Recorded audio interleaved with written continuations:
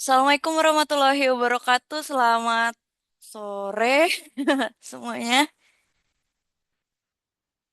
Oke, mungkin di hari ini saya mau ngasih tahu sebelumnya, mungkin minggu depan saya nggak bisa ikut untuk Zoom secara sinkronis seperti sekarang ini. Nanti mungkin adik-adik bisa unduh materinya dan saya akan share semuanya di YouTube gitu. Jadi nanti adik-adik bisa minggu depan untuk download materinya aja. Jadi nanti bisa nonton YouTube-nya yang saya akan share. Mungkin nanti saya akan share juga ke grup untuk minggu depan. Jadi mohon maaf ya, karena memang kondisinya saya takutnya nggak ada sinyal di sana, di luar kota. Oke, mungkin hari ini kita akan ada forum. Jadi nanti hari ini ada ngisi forum realisasi gitu ya. Tapi nanti saya akan jelaskan terlebih dahulu mengenai forum tersebut. Oke, terima kasih.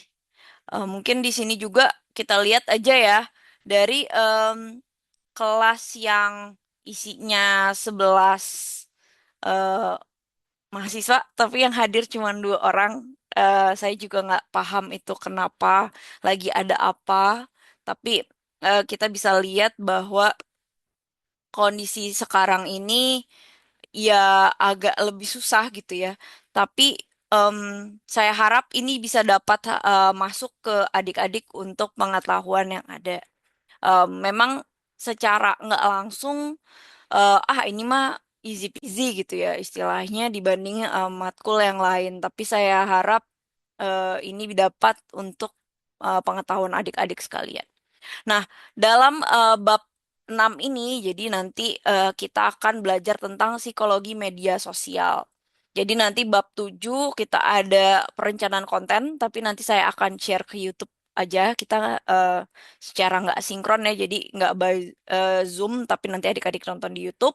Saya juga akan menjelaskan ujian tengah semester di semester 8-nya. Jadi di pertemuan 7 adik-adik download materi, saya akan rekam nanti di taruh di YouTube untuk em, penjelasan tentang UTS-nya gitu.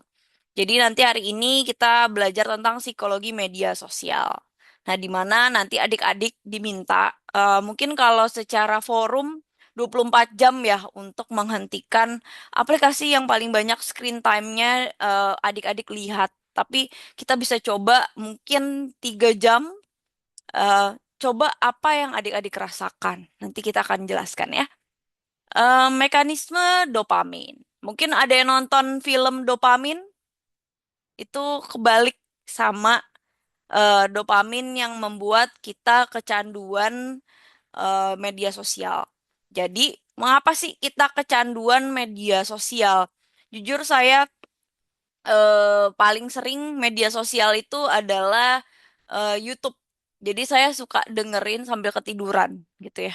Jadi dengerin orang ngomong podcast ya udah sampai ketiduran aja gitu ya. Nah, sebenarnya ini dapat membuat kecanduan. Nah, yang berfungsi sebagai zat senang otak. Jadi untuk mendorong kita terus meriksa, ada notif nggak nih? Apalagi notif dari pacar gitu ya, adik-adik. Eh, Pacar adik-adik gitu ya. Mungkin ada yang notif yang adik-adik lagi suka gitu. Nah, itu benar-benar membuat zat dopamin ini banyak gitu ya dan sulit untuk menghentikan chat sampai malam gitu misalkan contohnya seperti itu. Nah, dopamin dan validasi sosial ini perlu untuk kita pelajari di mana contohnya ya adik-adik. Jujur, ketika saya masuk di sosial media, saya merasa likes-nya banyak, terus interaksi media sosialnya banyak. Ketika mungkin adik-adik posting likes yang nggak banyak, yang komen nggak ada, atau misalkan udah nggak ada interaksi lagi, mungkin adik-adik ngerasa, aduh, kayaknya nggak ada yang suka ya sama yang konten aku hapus aja deh, nggak ada yang suka atau seperti apa. Nah, itu dapat membuat itu bisa dinamakan kecanduan gitu. Dan kita perlu lihat ke depannya, misalkan adik-adik nanti one day cita-citanya pengen jadi apa ya? Kalau cita-citanya pengen jadi selebgram, YouTuber gitu ya. Nah, hati-hati dari sini gitu. Butuhnya aku pengen pokoknya dapet likes atau ini kalau misalkan gak dapet stres gitu atau gimana. Nah, itu yang membuat adik-adik butuh namanya validasi sosial, di mana angka followers atau like itu menjadi harga diri suatu untuk diterima dan diakui orang lain. Nah, dari sini saya ada cerita. Em, Dulu mungkin follower saya banyak gitu ya di Instagram, di YouTube sebelum kena hacks gitu ya. Tapi saya pernah beli suatu kendaraan gitu ya, tapi nggak dikirim-kirim. Akhirnya saya ada buat ini, kalau nggak saya posting nih di sosial media. Kalau kayak gitu, ini udah saya post ya. Mereka tuh ngerasa kayak, enggak deh, ntar saya kirim, hapus ya posannya gitu. Nah mereka tuh ngerasa kayak, oh ini orang ada eh, someone nih yang bisa menjelekan nama si produk ini gitu.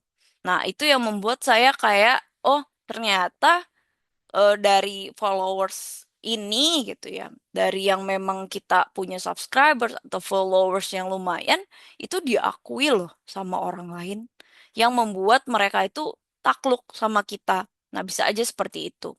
Nah, itu yang membuat kita penasaran. Jadi memicu penasaran di mana terus ngecek sosial media kita ada berapa notis sih yang ada di adik-adik sudah post gitu. Atau mungkin di YouTube atau di apa yang adik-adik ngerasa kayak nih gimana nih? Atau di TikTok, aduh, nih kok nggak ada yang lihat ya sedikit, aku nggak ini deh. Nah, itu yang harus hati-hati adik-adik. Jadi di dalam komunikasi ini, sosial media maupun digital, kita harus hati-hati sama psikologis kita. Jujur, ketika nanti mungkin adik-adik udah ada yang followers atau subscriber tinggi, adik-adik pasti bakal ngerasain hal ini. Karena saya dulu ngerasain hal ini sebelum kena hacks. Dan sekarang pun saya lebih damai menurut saya karena banyak hiatusnya. Tapi kita bisa lihat di mana itu buat apa ya, rasa penasaran kita untuk ngecekin terus notis. Kecuali adik-adik mungkin lagi deket sama seseorang, buka-buka notis untuk kok nggak di WA ya sama gebetan gitu kan. Itu yang em, nggak apa-apa. Tapi nanti kalau one day adik-adik udah punya sosial media yang besar, udah punya, pokoknya udah punya digital yang besar, hati-hati dengan ini gitu. Adik-adik bakal was-was kalau adik-adik posting nggak banyak yang like, nggak banyak yang komen, atau adik-adik bakal ada pemicu balik-balik ngecek, kira-kira postingan aku yang ini gimana ya di komenin apa ya. Nah, kalau misalnya ada yang jelek, itu akan membuat dopaminnya adik-adik menurun. Jadi rasa senang adik-adik turun, bakal ada banyak selebgram yang saya cek itu mengalami depresi. Gitu. Jadi harus hati-hati di situ. Nah, 80% penggunanya gitu ya. Kita biasanya itu adalah pakai sosial media tuh biasanya FOMO. FOMO itu bisa kita katakan dia itu anxiety gitu. Jadi di mana misalkan contoh em, adik-adik misalkan temennya beli HP gitu. HP-nya harus em, merek X, tipe X gitu, tipe Z gitu misalkan. Nah, itu adik-adik kalau nggak beli rasanya kayak duh sedih nggak diterima sama masyarakat tuh gimana gitu ya. Yang membuat si FOMO ini gitu ya. Nah, sebenarnya adik-adik bisa camkan pada diri adik-adik adalah oke, aku masih belum bisa, ini FOMO doang, apa sih kegunaannya? Nah, yang penting aja. Mungkin secara nggak langsung aku nggak bisa diterima di sosial masyarakat gitu ya. Tapi ini yang membuat 80% pengguna ya, kenapa di dalam sosial media ini mereka ngerasa, oke, aku harus punya ini, aku harus terupdate, aku harus yang paling... Nah, itu yang membuat adik-adik bisa terkena impact dari mental health tersebut. Nah, ini saya wanti-wanti. Kenapa? Karena mungkin banyak, em, kemarin saya ikut ada, karena ibu saya psikolog, jadi saya dengar aja dari em, ibu saya gitu. Itu banyak masyarakat yang kecanduan gadget, bahkan mereka itu ngerasa, oke, yang kerja, oke, adik-adik, oke, aku udah kerja gitu. Aku mau beli ini, aku mau beli ini. Saya harap adik-adik nanti ketika sudah bekerja atau memang lagi bekerja, hati-hati dengan FOMO ini. Betul. Jadi jangan, oke, aku mau beli ini, aku mau beli ini gitu. Tapi uangnya habis, mending tabung aja. Dan untuk memikirkan masa depan. Jadi janganlah ngikut-ngikut kayak gitu, kecuali adik-adik pengen eh, dari hasil itu bisa mendapatkan uang lagi. Gitu. Jadi bahkan hal tersebut bisa terkena mental health sendiri. Ya contohnya tadi ya, ada memang em, beberapa yang saya dengar gitu. Mereka itu kalau nggak ada yang like tuh mereka stres gitu, atau mereka nggak ada yang komen negatif tuh mereka stres, akhirnya mereka depresi gitu. Nah kalau adik-adik lihat banyak kan yang seperti itu, dan saya harap adik-adik nggak ada yang seperti itu ya. Dan dampak dari media sosial sendiri, sebenarnya saya ngarahinnya sih adik-adik lebih ke bisnis gitu. Kenapa? Karena memang lelah gitu. Karena kita banding-bandingkan sosial kita dengan yang lain. Jadi kita ngerasa nggak cepet puas dari apa sih, ada di atas langit selalu ada langit gitu. Nah, itu kita selalu membanding-bandingkan dengan mereka. Tapi saya rasa kalau media sosial yang baik gitu ya, adik-adik bisa mendapatkan pundi-pundi yang baik juga. Bahkan saya ngerasa saya harus belajar sosial media ya untuk menambah uang yang lain gitu, bukan yang negatifnya gitu. Dari kelelahan digital ini mungkin adik-adik hmm, di liburan panjang nih, nanti tanggal 27 Lebaran sih.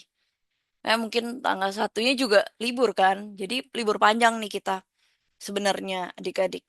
Nah, itu bisa adik-adik coba untuk hiatus selama 24 jam sosial media, rasakan di lingkungan sekitar gimana tanpa si sosmed ini, gimana rasanya gitu. Feeling adik-adik gimana gitu. Dan terus mengalir. Mungkin kan kalau bisnis kan kita bisa offin dulu ya, lagi tutup, lagi libur gitu kan bisa tuh. Nah, itu kita bisa hiatus dulu sebentar, 1 hari. Itu gimana yang kita dapatkan dari eh, sosial media ini? Mungkin adik-adik nanti bisa membuat time atau waktu untuk kapan kita harus bersosial media, kapan kita harus off dulu gitu. Karena kalau terus-menerus adik-adik rasa yang saya bilang posting-posting terus ya untuk bisnisnya.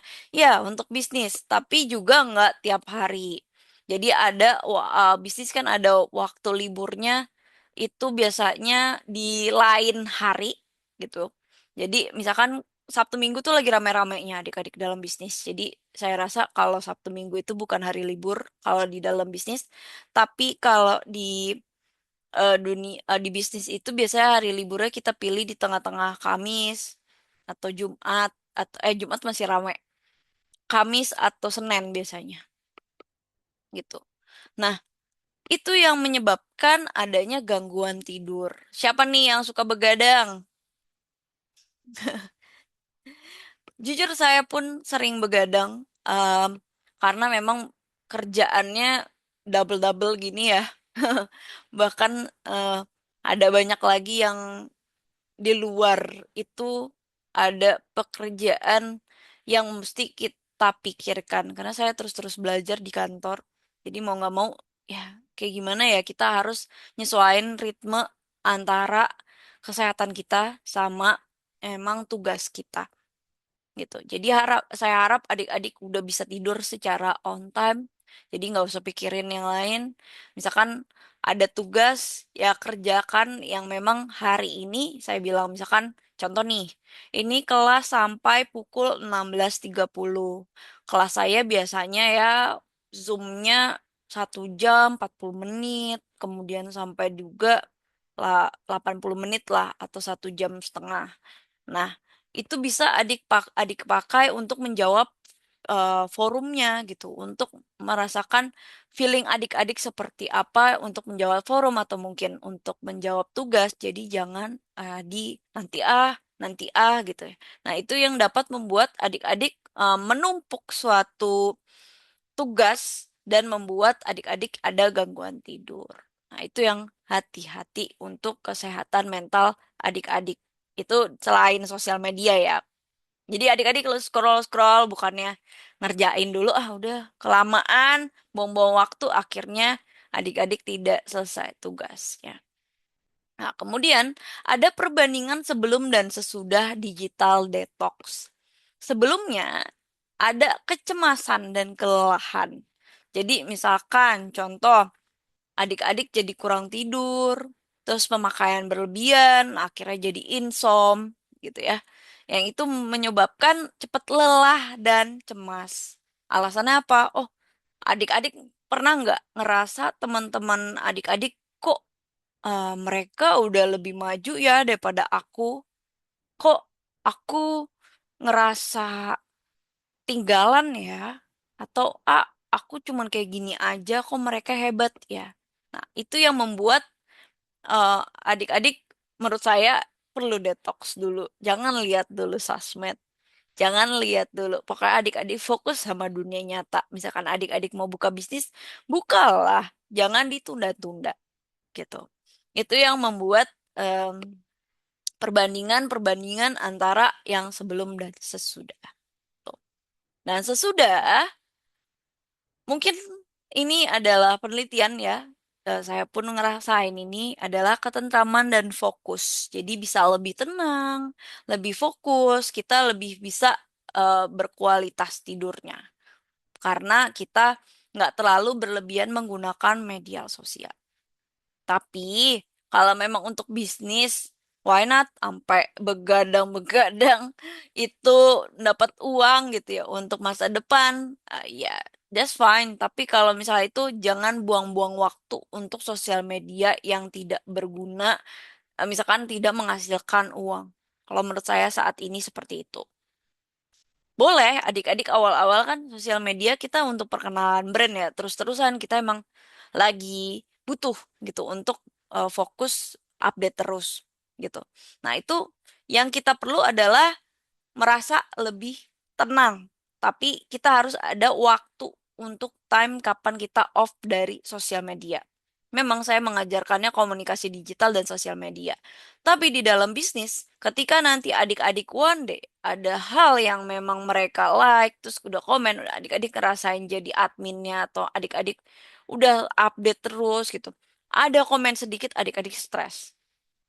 Saya rasa itu bisa dihilangkan dengan adanya 1 hari off di mana untuk tidak misalkan setiap hari Kamis off ya karena kami tutup gitu kalau Sabtu Minggu buka.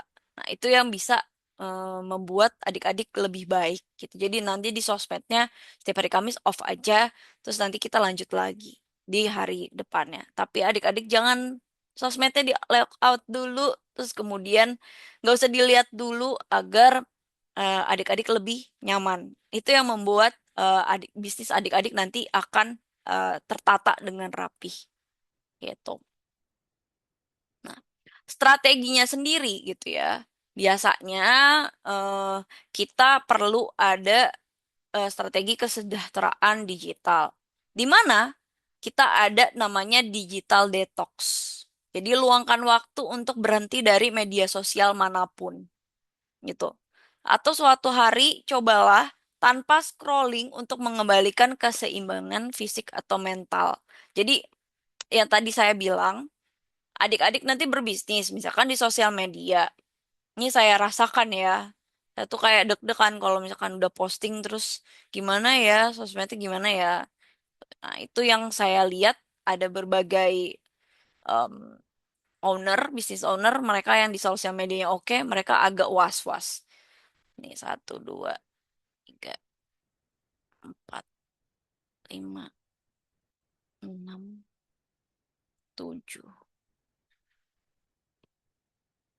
Jadi ini dari Senin, Selasa, Rabu, Kamis, Jumat, Sabtu, Minggu.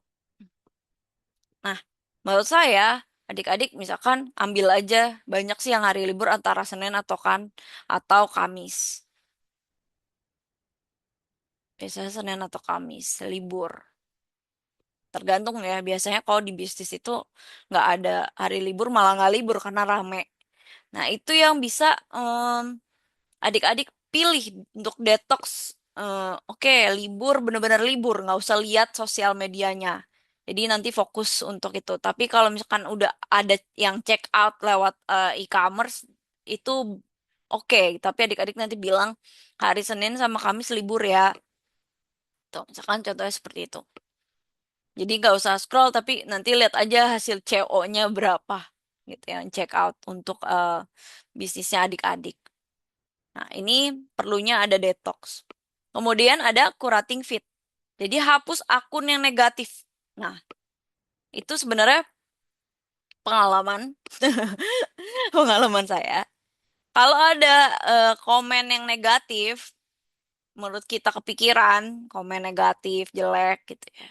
Kita bisa meminta untuk menghapus komen ini kita kan bisa kalau dia komennya di tempat kita bisa dihapus untuk komen yang negatif ini gitu. Karena itu dapat lebih positif aja di brand kita. Tuh, jadi ikuti inspirasinya bahwa pengalaman sosial media kita ya yang positif-positif aja. Kalau ada yang jelek ya kita tampung aja. Yang jelek itu buat perbaikan kita ke depan. Tapi kita hapus aja agar tidak menjelekkan nama brand kita. Gitu. Jadi kita cut lah kalau yang negatif udah aneh-aneh kita cut langsung kita blok atau kita apa agar hidup kita lebih nyaman gitu. Kemudian ada setting boundaries. Jadi di mana kita ada batas waktu untuk penggunaan aplikasi dan untuk mengatur ponsel agar tidak terlalu terjebak di dunia digital yang tidak sehat. Nah, itu tadi makanya kita setiap bisnis ya kalau bisnis ya, tapi kalau misalkan di kita sendiri secara personal ya pasti kita harus ada time di mana kita nggak usah pakai ponsel yang memang hari libur, misalkan hari Sabtu Minggu atau misalkan adik-adik dia kerja pengennya posting terus gitu, itu hati-hati karena itu bisa tidak sehat. Tapi kalau misalkan buat time, oke aku hari ini puasa sosmed atau hari ini aku puasa ponsel, nah itu bisa. Kecuali kalau kerjaan ya kan kita harus kerjain ya. Tapi kalau misalkan di luar itu kita lagi burn out, ya bisa kok off satu hari di hari yang memang adik-adik sudah tentukan. Ini saran saya karena kemarin saya ngobrol sama saudara saya, dia punya bisnis, dia adminnya juga gitu. Dia kata dia pusing aku em, antara ini banyak terus udah gitu orangnya aneh-aneh lagi, banyak komennya tentang pinjol. Dan dia capek ngapusinnya. Aku bilang, ya udah, kalau kayak gitu di strict aja kalau ada yang nulis itu nggak bisa. Oh bisa ya, setting. Karena sekarang sosial media bisa disetting yang komen, misalkan ada komen yang aneh-aneh, kita bisa out, jadi nggak bisa ke send. Atau misalkan masuk ke negatively, jadi di bawah. Nah, baiknya si TikTok, kalau adik-adik mau lihat, TikTok itu yang baik-baik aja yang di atas. Jadi yang buruk-buruk paling bawah. Tapi kalau di Instagram itu mix, jadi itu yang bisa kita kebaca dari atas. Jadi itu harus hati-hati em, agar tidak terjebak oleh mereka. Nah, mungkin hari ini singkat, padat, jelas ya. Ternyata. Jadi adik-adik secara psikologis perlu adanya mencoba gitu. Mungkin Bu saya nggak bisa Bu kalau yang ini, tapi coba aja dulu saat ini saya nggak suruh adik-adik untuk 24 jam kok. Tapi coba aja Ya mungkin 2-3 jam, 2 sampai 3 jam. Jadi pertama-tama di forum itu ada cek screen time, buka pengaturan ponsel, lihat statistik pengguna aplikasi selama 7 hari terakhir. Aplikasi mana yang paling banyak memakan waktu adik-adik? Jadi nomor satu jawabannya aplikasi apa? Aplikasi misalkan TikTok gitu misalkan. Nomor dua, eksperimen, ini kan 24 jam ya, adik-adik bisalah 2 sampai 3 jam. Cobalah untuk tidak membuka sosial media tersebut atau aplikasi tersebut selama 20 eh selama 2 sampai 3 jam aja gitu ya. Ini saya tulisnya 24 jam. Saya tulis 3 sampai 4 jam aja. 2 sampai 3 jam. Ntar saya tulis dulu. 2 sampai 3 jam. 2 sampai 3 jam.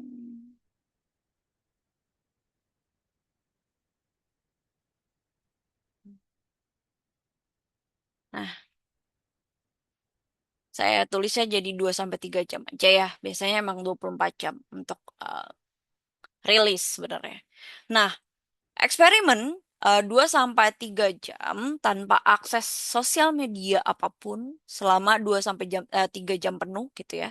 Jadi adik-adik gimana? Oke, udah, eh, sudah gitu misalkan sudah. Gimana sih nih? Jadi misalkan aplikasi apa nih yang adik-adik aplikasi misalkan TikTok yang terbanyak screen time-nya. Lanjut, itu jawaban nomor satu, eksperimen nih, misalkan udah. Terus kemudian tulis apa yang Anda rasakan selama 2 sampai 3 jam tersebut. Apakah Anda merasa cemas di awal? Eh, atau apakah Anda lakukan dengan waktu luang yang biasa digunakan untuk scrolling? Bagaimana perasaan Anda selama 2 sampai 3 jam terakhir? Itu. Jadi misalkan adik-adik ngerasanya em,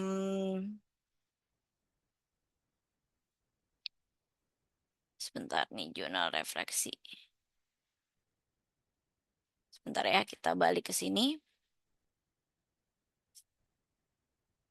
Nah, ini soalnya biar adik-adik ini. Nah, ini misalkan jawab aplikasi yang paling banyak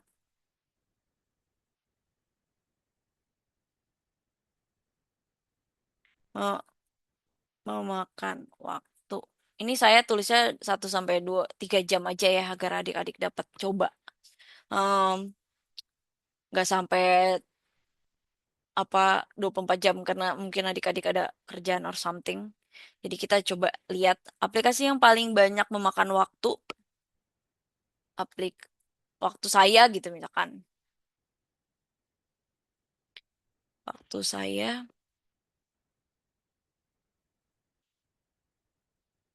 hai,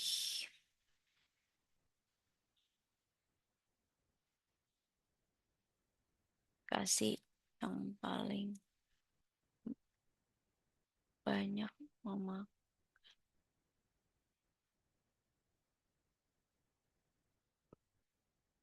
Misalkan seperti ini. Udah coba secara penuh, terus tuliskan eh apa yang adik-adik rasakan 2 sampai 3 jam gitu ya. Apakah adik-adik ngerasa cemas? Oh, ada keinginan untuk ngecek ponsel gitu. Iya, misalkan ada ya, ya. Saya cemas ada keinginan untuk mengecek ponsel tanpa alasan. Nah, terus kemudian, apakah yang Anda lakukan dengan waktu luang yang biasa digunakan untuk scrolling? Nah, misalkan ada adik-adik ada waktu luang nih. Terus kemudian adik-adik selalu scroll-scroll aja atau adik-adik melakukan yang lain. gitu ya. Nah, di waktu luang, misalkan di waktu luang, ya saya setiap waktu luang suka scrolling di sosmed tersebut. Misalkan contohnya seperti itu. Atau tidak saya membantu orang tua, tidak saya mengerjakan tugas atau saya udah fokus ke yang lain atau main bola mau kemana gitu ya dengan hobi saya. Nah, itu bisa adik-adik tuliskan.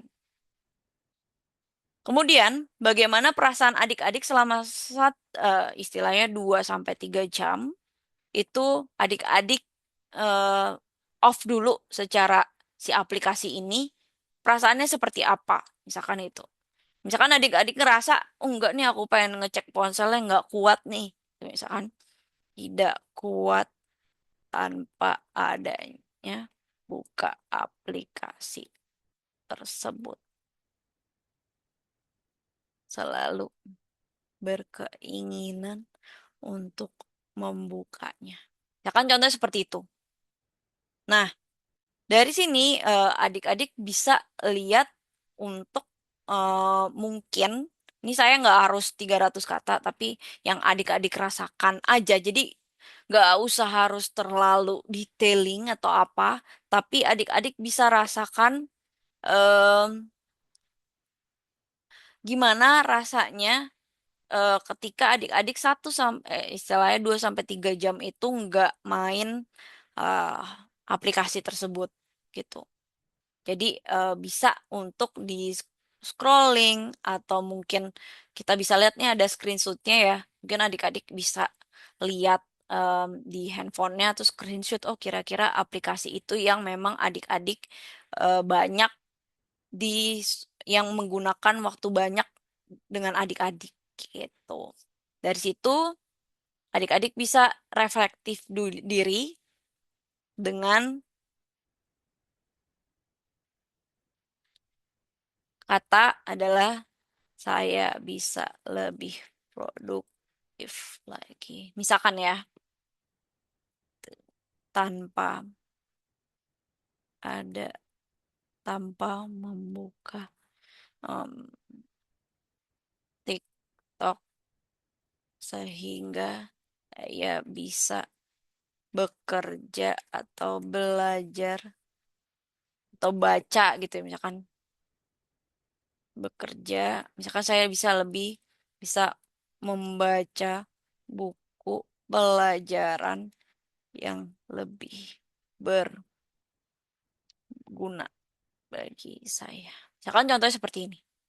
Nah, ini yang adik-adik rasakan kira-kira dari 2 sampai 3 jam itu adik-adik ngapain? Aku pengen nyoba ini deh, atau ada hobi yang adik-adik tidak sampaikan. Nah, itu yang adik-adik bisa scroll dan mungkin isi capturannya dari screen time handphone adik-adik itu bisa dilihat. Nah, kira-kira aplikasi mana? Jadi ini misalkan aplikasi yang paling banyak banget saya adalah ini. Screenshot aja dari aplikasi. Misalkan contoh em, aplikasi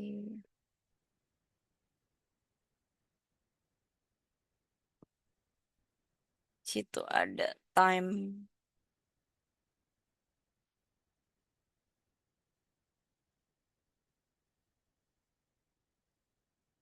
screen time.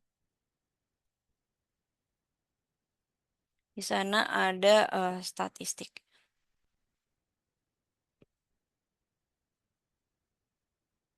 untuk screen time-nya adik. Nah, di sini ada screen time. Nih, di saya 4 jam saya pakai HP. Saya jarang pakai HP ini, HP kedua. Cuman bisa dilihat aktivitasnya. Ternyata hari ini saya paling banyak ngeliat kategorinya adalah lihat di e-commerce gitu ya.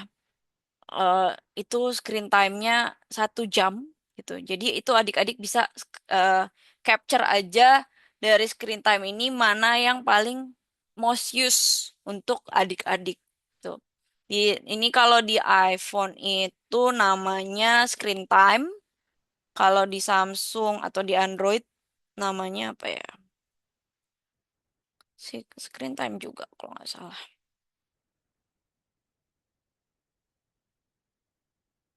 Hmm,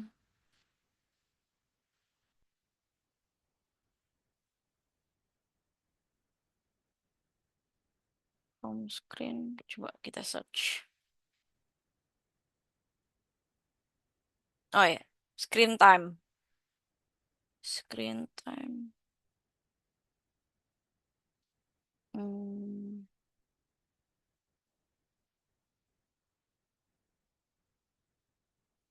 Terlalu banyak.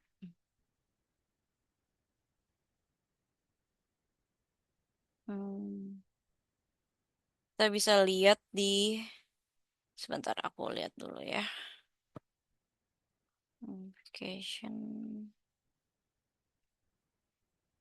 Hmm, Adik-adik bisa lihat di home screen.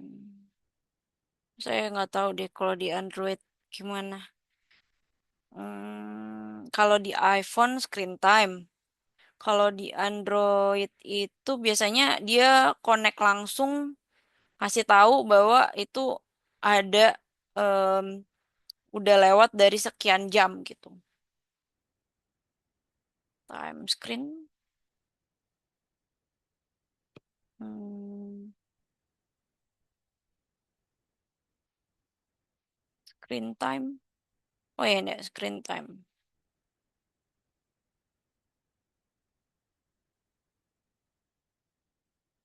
Oke nih, ada eh, digital well-being namanya. Kalau di, saya nggak tahu di handphone adik-adik namanya apa aja. Bisa dicari. Itu dia bisa ngasih tahu berapa lama adik-adik pakai em, si aplikasi tersebut gitu. Jadi bisa untuk adik-adik lihat kira-kira berapa lama sih adik-adik pakai aplikasi tersebut gitu. Selama berapa lama gitu. Kalau tadi di iPhone, iPhone tuh screen time. Kalau di Android bisa beda-beda. Saya juga bingung untuk lihatnya bisa data statistiknya itu.